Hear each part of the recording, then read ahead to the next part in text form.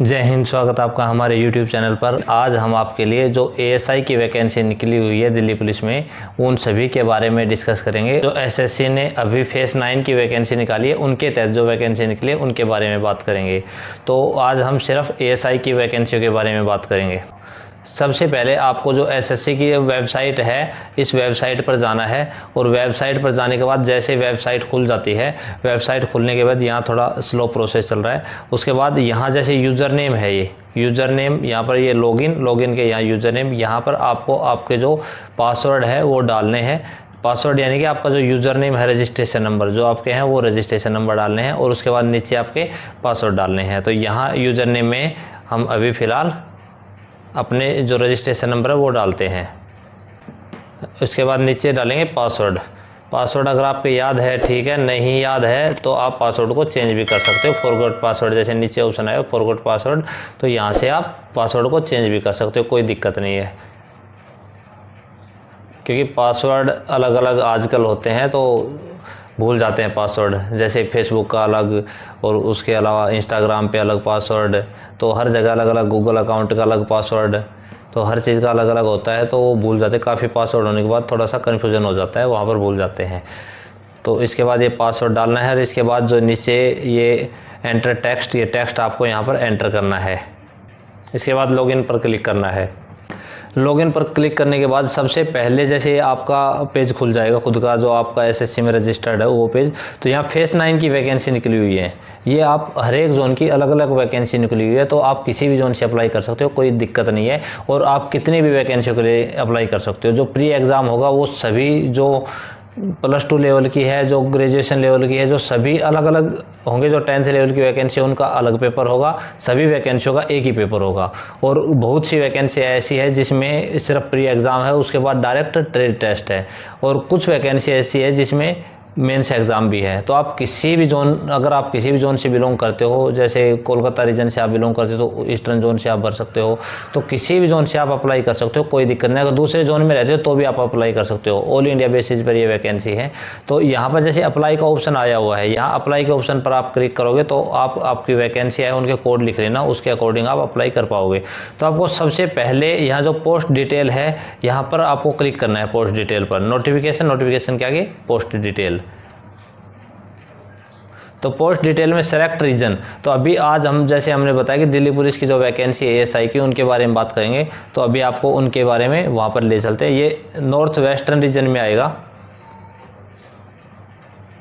North western सब reason में करेंगे। तो यहाँ सेलेक्ट एग्जामिनेशन और यहाँ पर जो सबसे फर्स्ट नंबर पे है फेस 9 2021 सिलेक्शन पोस्ट, यहाँ पर उसके बाद सर्च पर क्लिक करेंगे। तो ये सभी वैकेंसी आ गई। ये फील्डमैन की, डिप्टी रेंजर की, ये तो अलग वैकेंसियाँ हैं। अगर इनको आप अप्लाई करते हो तो इनमें मैक्सिमम शिमला में, फरीदाबाद में यहाँ पर आपकी पोस्टिंग होगी। नई दिल्ली की वैकेंसी है असिस्टेंट फोटोग्राफर की।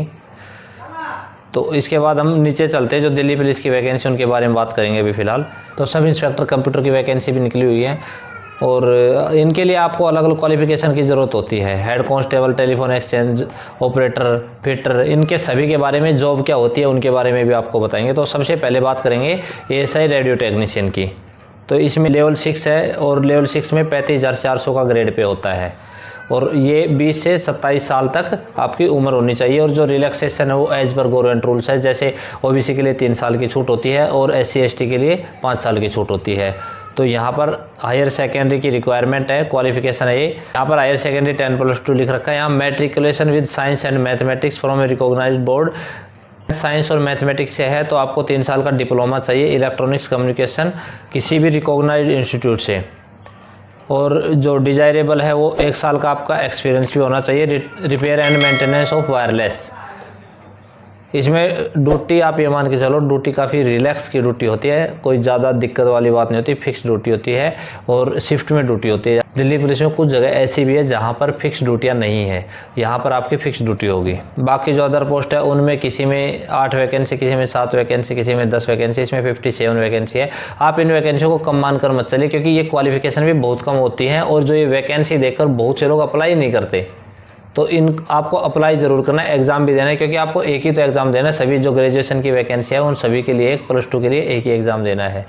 पेपर में वही 4 चीज़ें आएंगी। प्री का जो एग्ज़ाम होगा आपका, तो बाकी ट्रेड टेस्ट होगा मैक्सिमम में, कोई जो पोस्ट है उनमें मेंस एग्ज़ाम भी होगा। और जो ट्रेड टेस्ट होगा उसके बारे में भी आपको हम बता देंगे इसमें।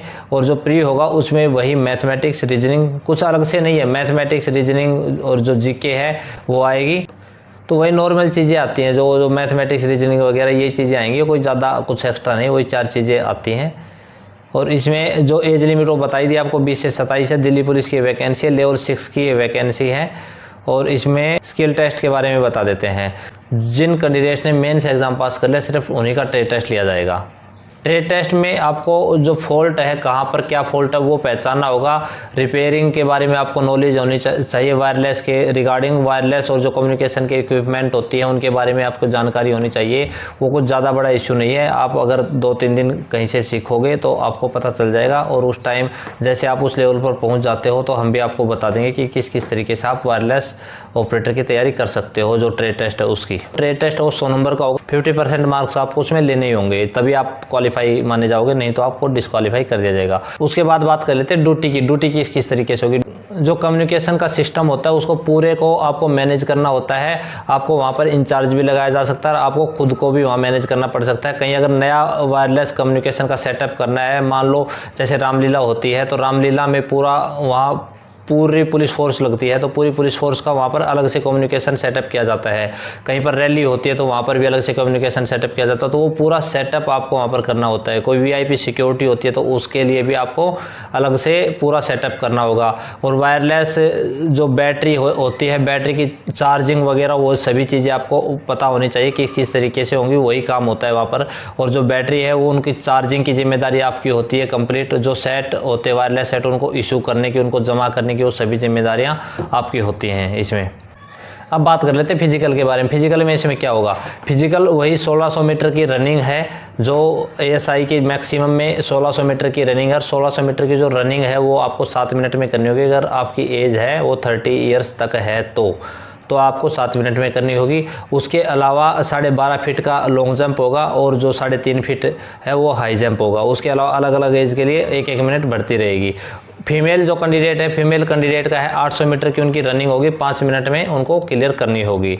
और उसके अलावा जो लॉन्ग जंप है वो 9 फीट का होगा, हाई जंप वो 3 फीट का होगा। ये 30 साल की एज तक के लिए है। अगर 30 से ऊपर एज है तो उनके लिए अलग से 1-1 मिनट एक्स्ट्रा मिल जाएगी उनको रनिंग में। और जो लॉन्ग जंप हाई जंप है वो थोड़ा कम होता चला जाएगा। पूरी डिटेल आपको नोटिफिकेशन में मिली जाएगी, जैसा हमने बताया यहाँ से आपको डिटेल मिल जाएगी। इतनी कोई दिक्कत वाली बात नहीं है, इजीली आप इसको क्रैक भी कर सकते हो, कोई बड़ी बात नहीं है। अगली पोस्ट है वो है एएसआई स्टेनोग्राफर, उसके बारे में बात कर लेते हैं। और एएसआई जो स्टेनोग्राफर होता है इसकी मैक्सिमम ड्यूटी ऑफिस में होती है, तो यहाँ पर भी फिक्स टाइम होता है ड्यूटी का, कुछ अलग से टाइम नहीं होता है। जैसे नाइट वगैरह का यहाँ काम नहीं है, मैक्सिमम डे ड्यूटियाँ होती हैं। जो रेडियो टेक्नीशियन था उसमें 27 साल लास्ट एज थी और यहाँ पर 25 है। 18 से 25 साल के बीच आपकी एज होनी चाहिए। ये लेवल 6 की वैकेंसी है और इसमें बेसिक सैलरी 35,400 होती है, यानी कि स्टार्टिंग सैलरी आपकी सभी भत्ते लगाकर तकरीबन 58,000 के आसपास होगी। इसमें आपको कुछ अलग से कोई क्वालिफिकेशन की ज़रूरत नहीं है, इसमें सिर्फ आप ग्रेजुएट होने चाहिए और ग्रेजुएशन के अलावा आपको शॉर्ट हैंड आनी चाहिए। शॉर्ट हैंड के लिए इसमें दिया हुआ है 80 वर्ड्स पर मिनट। शॉर्ट हैंड 80 वर्ड्स पर मिनट की आपकी स्पीड होनी चाहिए। और जो इंग्लिश टाइपिंग है उसके लिए 40 वर्ड्स पर मिनट आपकी स्पीड होनी चाहिए। और अगर आप हिंदी से करते हो, आपकी शॉर्ट हैंड भी आप हिंदी से करते हो, 80 वर्ड्स पर मिनट आपकी शॉर्ट हैंड होनी चाहिए और 30 वर्ड्स पर मिनट आपकी टाइपिंग की स्पीड होनी चाहिए। और इसके लिए वैकेंसी है 26। बाकी आपको एज के बारे में हमने बता दिया, 18 से 25 साल और रिलैक्सेशन एज पर गवर्नमेंट रूल्स है। और लेवल 6 इसकी सैलरी के बारे में भी आपको बता दिया। इसमें स्किल टेस्ट है वो शॉर्ट हैंड होगा, उसके बारे में बता दिया। 25 नंबर का आपका शॉर्ट हैंड का टेस्ट होगा, 25 नंबर का ही आपका टाइपिंग टेस्ट होगा। टाइपिंग का जो टाइम है वो 10 मिनट और उसमें 2500 की डिप्रेशन आपकी अगर इंग्लिश से कर रहे हो तो इंग्लिश के लिए होनी चाहिए। अगर आप हिंदी से कर रहे हो तो हिंदी के लिए आपकी 2000 की डिप्रेशन 10 मिनट में हो जानी चाहिए, यानी स्पीड आपकी अच्छी खासी होनी चाहिए टाइपिंग की। उसके अलावा आपको कंप्यूटर की फॉर्मेटिंग के बारे में भी आपको जानकारी होनी चाहिए। MS word, MS power point और MS एक्सेल के लिए आपको 10-10 मिनट अलग से दिए जाएंगे। इसमें जो पेपर सेकंड होगा वो ज़्यादा कुछ टफ नहीं है, उसमें वो सिर्फ कंप्यूटर का पेपर है, तो उसमें इतनी टेंशन लेने की कोई बात नहीं है। आप बिल्कुल माइंड फ्री होकर, अगर आपने ग्रेजुएशन कर रखी है, फॉर्म अप्लाई कर दीजिए। अपनी तरफ से कोशिश हर किसी में कीजिए, अपनी तरफ से। देखो एक चीज़ होती है, अगर आप किसी नदी या किसी तालाब के बाहर बैठे हो और तैरना सीखना चाहते हो तो बाहर बैठ के तैरना सीखना नहीं होगा, उसके लिए आपको अंदर जाना ही होगा। तो जब तक आप फॉर्म में अप्लाई नहीं करोगे तब तक आपका सिलेक्शन कैसे होगा। तो फॉर्म जरूर से ज़रूर अप्लाई कर लेना। और शॉर्ट हैंड अगर आपने नहीं सीखी है तो शॉर्ट हैंड भी सीख लेना, टाइम काफ़ी लग जाएगा इसमें अभी। तो ये चीज़ें आप इजीली अभी से कर सकते हो। तो ये वैकेंसियाँ हर कैंडिडेट के लिए हैं।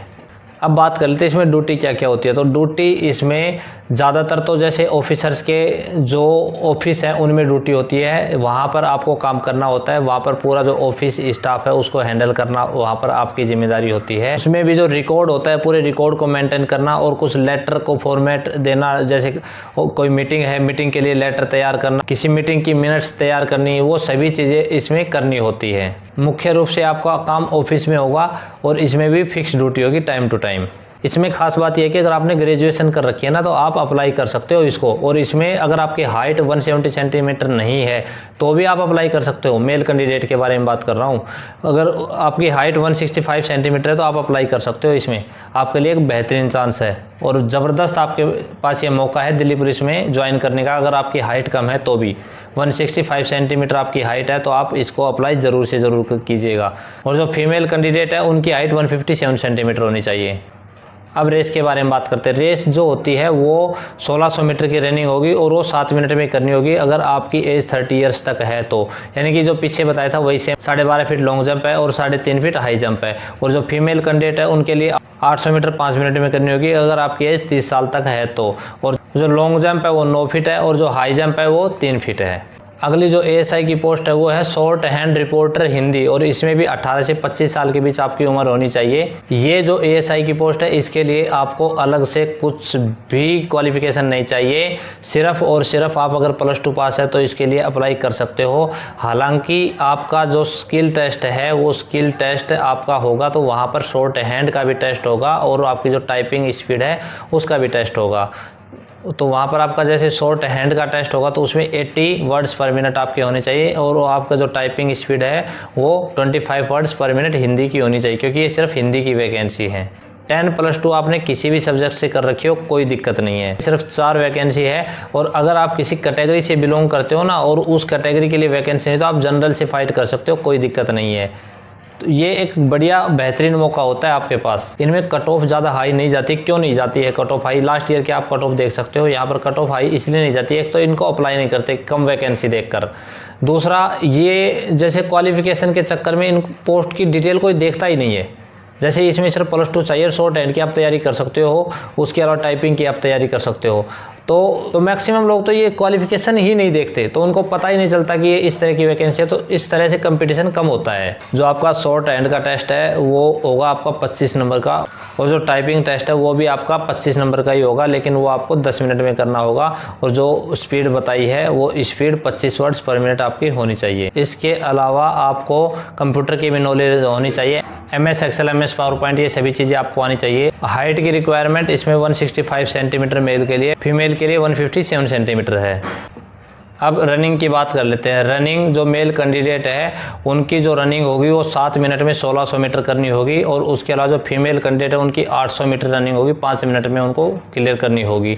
और जो हाई जंप है, हाई जंप 3.5 फीट मेल के लिए और 3 फीट फीमेल के लिए। और जो लॉन्ग जंप है, लॉन्ग जंप 12.5 फीट होना चाहिए मेल कैंडिडेट का और जो फीमेल कैंडिडेट है उनका 9 फीट होना चाहिए। ये हैं अगर आपकी एज 30 साल तक है तो ही।